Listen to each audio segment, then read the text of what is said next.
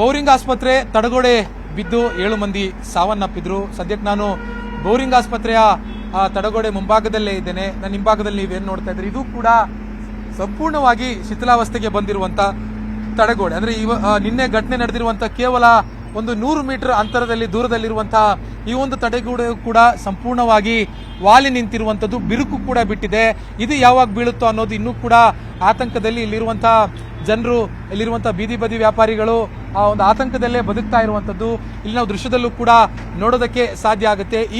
ಈ ಒಂದು ತಡೆಗೋಡೆಯು ಕೂಡ ಸಂಪೂರ್ಣವಾಗಿ ರಸ್ತೆ ಕಡೆಗೆ, ಅಂದ್ರೆ ಬೀದಿ ಬದಿ ವ್ಯಾಪಾರಿಗಳ ಅಂಗಡಿಗಳು ಎಲ್ಲಿ ಹಾಕ್ತಿದ್ರು ಅದೇ ಭಾಗಕ್ಕೆ ಆಸ್ಪತ್ರೆಯಿಂದ ವಾಲಿ ನಿಂತಿರುವಂತದ್ದು.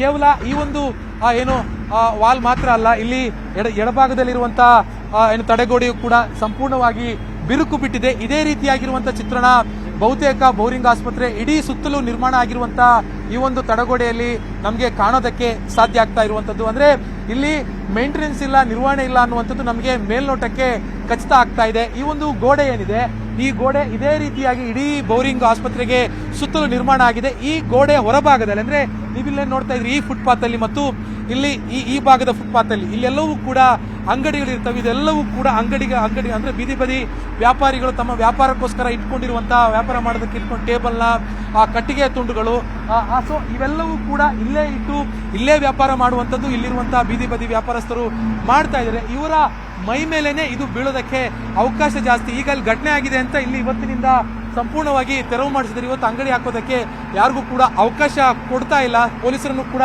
ನಿಯೋಜನೆ ಮಾಡಿದ್ದಾರೆ, ಬ್ಯಾರಿಕೇಡ್ಗಳನ್ನು ಹಾಕಿ ಅಲ್ಲಿವರೆಗೂ ಕೂಡ ಸಂಪೂರ್ಣವಾಗಿ ಬಂದ್ ಮಾಡಿದ್ದಾರೆ ಸ್ಥಳೀಯರು.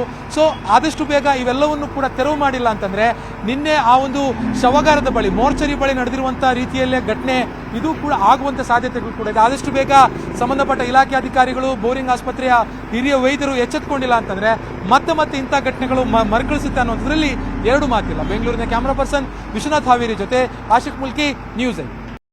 ಬೌರಿಂಗ್ ಆಸ್ಪತ್ರೆ ತಡೆಗೋಡೆ ಬಿದ್ದು 7 ಮಂದಿ ಸಾವನ್ನಪ್ಪಿದ್ರು. ಸದ್ಯಕ್ಕೆ ನಾನು ಬೌರಿಂಗ್ ಆಸ್ಪತ್ರೆಯ ತಡೆಗೋಡೆ ಮುಂಭಾಗದಲ್ಲೇ ಇದ್ದೇನೆ. ನನ್ನ ಹಿಂಭಾಗದಲ್ಲಿ ನೀವೇನು ನೋಡ್ತಾ ಇದ್ದೀರಿ, ಇದು ಕೂಡ ಸಂಪೂರ್ಣವಾಗಿ ಶಿಥಿಲಾವಸ್ಥೆಗೆ ಬಂದಿರುವಂತ ತಡೆಗೋಡೆ. ಅಂದ್ರೆ ನಿನ್ನೆ ಘಟನೆ ನಡೆದಿರುವಂತ ಕೇವಲ ಒಂದು 100 ಮೀಟರ್ ಅಂತರದಲ್ಲಿ ದೂರದಲ್ಲಿರುವಂತಹ ಈ ಒಂದು ತಡೆಗೋಡೆ ಕೂಡ ಸಂಪೂರ್ಣವಾಗಿ ವಾಲಿ ನಿಂತಿರುವಂತದ್ದು, ಬಿರುಕು ಕೂಡ ಬಿಟ್ಟಿದೆ. ಇದು ಯಾವಾಗ ಬೀಳುತ್ತೋ ಅನ್ನೋದು ಇನ್ನೂ ಕೂಡ ಆತಂಕದಲ್ಲಿ ಇಲ್ಲಿರುವಂತಹ ಜನರು, ಇಲ್ಲಿರುವಂತಹ ಬೀದಿ ಬದಿ ವ್ಯಾಪಾರಿಗಳು ಆ ಒಂದು ಆತಂಕದಲ್ಲೇ ಬದುಕ್ತಾ ಇರುವಂತದ್ದು ಇಲ್ಲಿ ನಾವು ದೃಶ್ಯದಲ್ಲೂ ಕೂಡ ನೋಡೋದಕ್ಕೆ ಸಾಧ್ಯ ಆಗುತ್ತೆ. ಈ ಒಂದು ತಡೆಗೋಡೆಯು ಕೂಡ ಸಂಪೂರ್ಣವಾಗಿ ರಸ್ತೆ ಕಡೆಗೆ, ಅಂದ್ರೆ ಬೀದಿ ಬದಿ ವ್ಯಾಪಾರಿಗಳ ಅಂಗಡಿಗಳು ಎಲ್ಲಿ ಹಾಕ್ತಿದ್ರು ಅದೇ ಭಾಗಕ್ಕೆ ಆಸ್ಪತ್ರೆಯಿಂದ ವಾಲಿ ನಿಂತಿರುವಂತದ್ದು.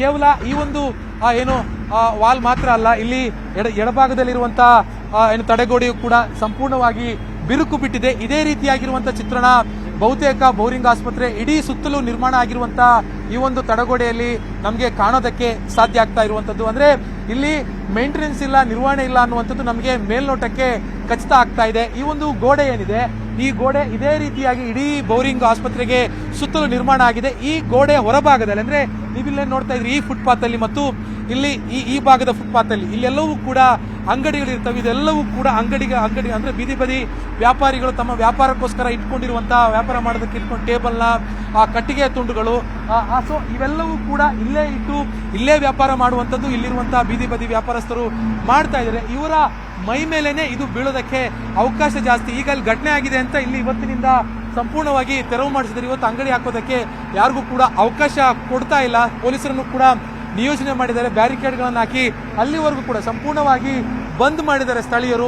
ಸೊ ಆದಷ್ಟು ಬೇಗ ಇವೆಲ್ಲವನ್ನು ಕೂಡ ತೆರವು ಮಾಡಿಲ್ಲ ಅಂತಂದ್ರೆ ನಿನ್ನೆ ಆ ಒಂದು ಶವಗಾರದ ಬಳಿ, ಮೋರ್ಚರಿ ಬಳಿ ನಡೆದಿರುವಂತಹ ರೀತಿಯಲ್ಲೇ ಘಟನೆ ಇದು ಕೂಡ ಆಗುವಂತ ಸಾಧ್ಯತೆಗಳು ಕೂಡ ಇದೆ. ಆದಷ್ಟು ಬೇಗ ಸಂಬಂಧಪಟ್ಟ ಇಲಾಖೆ ಅಧಿಕಾರಿಗಳು, ಬೋರಿಂಗ್ ಆಸ್ಪತ್ರೆಯ ಹಿರಿಯ ವೈದ್ಯರು ಎಚ್ಚೆತ್ತುಕೊಂಡಿಲ್ಲ ಅಂತಂದ್ರೆ ಮತ್ತೆ ಇಂಥ ಘಟನೆಗಳು ಮರುಕಳಿಸುತ್ತೆ ಅನ್ನೋದ್ರಲ್ಲಿ ಎರಡು ಮಾತಿಲ್ಲ. ಬೆಂಗಳೂರಿನ ಕ್ಯಾಮರಾ ಪರ್ಸನ್ ವಿಶ್ವನಾಥ್ ಹಾವೇರಿ ಜೊತೆ ಆಶಿಕ್ ಮುಲ್ಕಿ, ನ್ಯೂಸ್ 8.